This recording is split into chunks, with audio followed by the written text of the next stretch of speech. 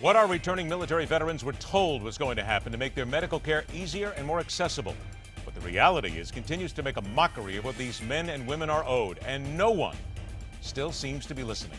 I'm Ed Berliner. Time to step up and do more than just listen. This is Midpoint.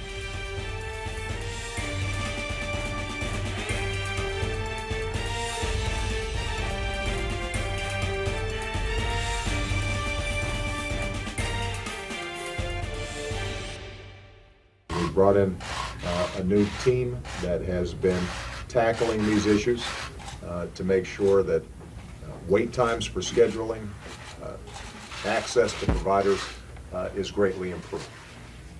But what we know is that there is still more work to do. Our guest is spokesperson for Concerned Veterans for America, a Gold Star mother and founder of the For Our Son website dedicated to the memory of her son who served his country proudly as a Navy SEAL. Karen Vaughn joins us once again on Midpoint. Karen, it's a pleasure to talk to you again. Pleasure to be here with you, Ed. Thanks so much. My pleasure. The president goes to Phoenix. He says that basically the VA secretary is making progress. Do you believe him? No, veterans aren't seeing any progress. What we're seeing is more protection of the status quo bureaucratic system that has become the debacle, the black mark on our nation's history. What is it then that the president doesn't seem to get? Because let's sort of bring this down a little bit here. The president is one man. He is, of course, where the buck stops in everything. But he is going to say that basically it takes time. You cannot unravel and fix decades of mismanagement in a short period of time. Is he fooling the American public? Or again, is he being serious that it's so run with graft that it's going to take time? You know, I wish I could read his mind, and I certainly can't speak for what is on this president's conscious, thoughts. But I can say this, that what came out of that visit to the Phoenix VA, the epicenter of the debacle, the uncovering of that nearly 40, probably up to 40 people lost their lives while being hidden on secret wait lists. I'm sure your audience is very familiar with what has happened in these VA scandals.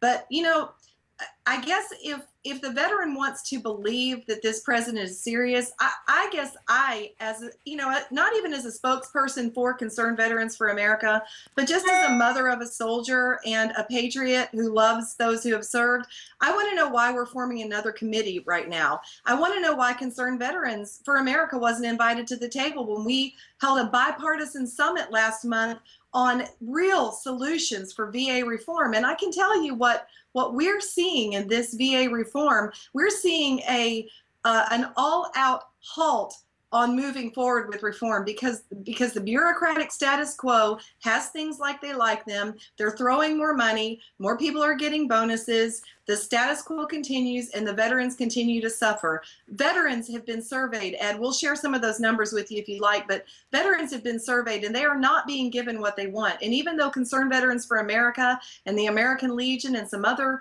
pertinent organizations across this country put their great minds together and created real reform, the Veterans Administration does not want to implement it because it breaks down the way they do things. And look, change is hard. Is this simply, in your opinion then, Karen, is this simply just, whether it's the president or anybody else on down, this is nothing more than a cover-up?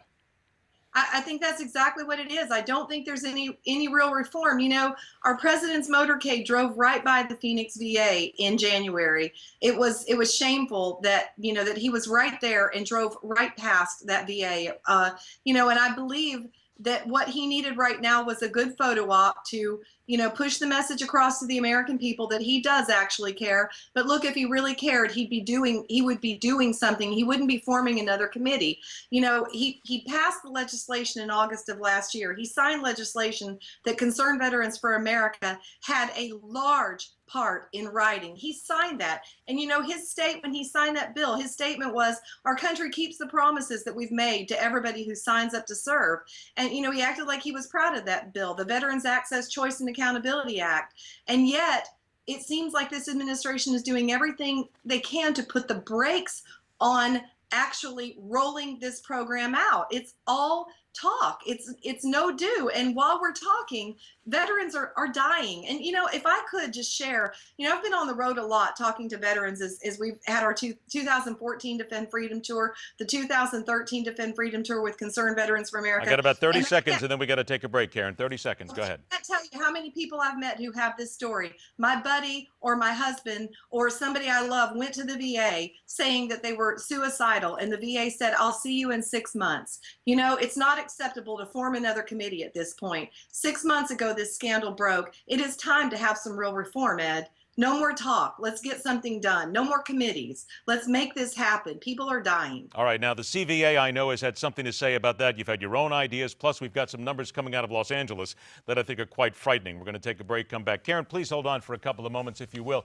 The president and various mouthpieces all say they want to and will reform the Veterans Administration. They have been spouting this now for years. This doesn't just go to the Obama administration. This goes back even farther than that. Next up, one solution no one seems to care about looking into.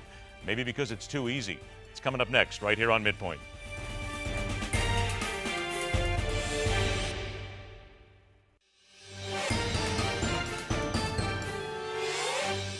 The truth is that while thousands of Arizona veterans continue to experience unacceptable delays in VA care, the Obama administration has been slow and reluctant to fundamentally reform VA operations. And today's roundtable, to which leading veteran service organizations were not even invited, served more as a photo op for the president than it did a meaningful discussion.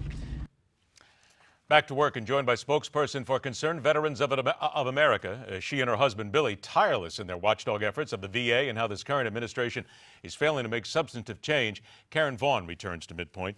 Karen, I want to pick up a little bit where we just left off. And again, what John McCain is saying there is absolutely true. According to CNN in a recent story, thousands of veterans, patients at the VA Greater LA healthcare system have been waiting months for an appointment, 90 days to be addressed. It shows more than 12,000 appointments. The VA calls them consults, waiting more than 90 days to be addressed as of mid-January. And they're now making people actually drive 30, 40, 50 miles in order to get their health care. This is absolutely stunningly ridiculous. How is it allowed to continue, and why is nobody listening to the veterans themselves? You made such a good point. 77% of veterans that we've surveyed have said that they prefer choice, even if it means paying some out of pocket. These numbers are incontrovertible. 90% of veterans polled say that there need to be serious reform to the VA. And one mantra that we've developed as an organization is veterans chose to serve their country. Why can't they choose their doctor? I don't think most Americans are aware, Ed, of how ridiculous these policies are. After our legislation was signed in August, we rolled out a program, called the Veterans Choice Program, where we sent veterans choice cards. And here's what happened. The VA, because this bureaucracy is so gridlocked, it is so frustrating to me, I want to scream, but because it's so gridlocked, they have scrambled to make sure this system fails. They do not want veterans to be able to seek care outside of the VA. Why, Karen, though? I mean, seriously, why, though? Because it would seem that if they're veterans and they have a medical condition, you want to get them treated. So what would be their reasoning for not wanting them to get served? You are hitting the nail on the head of the message Concerned Veterans for America has been screaming for several years now, and that is the bureaucracies want to maintain their power. They want to maintain their money. They are not concerned with veterans' health care. If they were, we would not have this problem. They missed deadlines for mailing out the cards. They issued confusing and overly stringent criteria. As you mentioned, the veterans, they gave them a 40-mile radius. Okay, if your VA is more than 40 miles away from your home, you can seek service from your local provider. But then they said, as the crow flies. How ridiculous is that? Something can be 40 miles away from me, Ed, and take me 2 hours to get to it, depending on traffic. These are ludicrous restrictions. The card holders, and just think of what our veteran population looks like. They have to call a toll-free number and follow a series of prompts before they can ever speak to a representative, which in some cases is taken more than an hour. These are people sometimes who are seriously sick, and these are the hoops they're being forced to jump through, because the VA does not want their bureaucratic brotherhood demolished, and it must be demolished and rebuilt. Nothing this sick can be fixed by small changes. It has to be demolished and rebuilt. Karen, I got about 90 seconds left here. The CVA, the Concerned Veterans of America, recently has a proposal out which would put the veterans rather than the VA in charge of the health care. Why would this be better, and what would the government, other than just giving up their power, fear from this proposal? I think that the power is the greatest fear. I think there are a lot of people who are making a living off of the backs of the veterans in this bureaucracy. I think the good thing about it would be the people who have served this nation can actually get the health care we promised them when they put their name on that dotted line. It's not too much to ask. And as I've said many times before, what's happening in our VA right now is a black mark on America's history. We have got to get this fixed. Concerned Veterans for America has solutions. The American Legion has solutions. The president does not want to hear solutions, neither does the VA. They want to continue in their locked arm, stiff-necked strategy of failure and complacency while the veteran suffers. And it's not acceptable any longer. Americans need to scream out. We want to make a note here that last August, in case anybody would forget, Congress passed their emergency VA reform package. It was $16.3 billion. $10 billion to be used to provide timely private sector medical care for veterans. 30 seconds left, Karen. They failed miserably, haven't they? They have. We had that much increase in spending in the VA. We had over 100,000 new employees added to the VA, and yet wait list numbers have increased. Backlogs have increased because the issue, the true root of the issue, is not being addressed. There must be radical reform.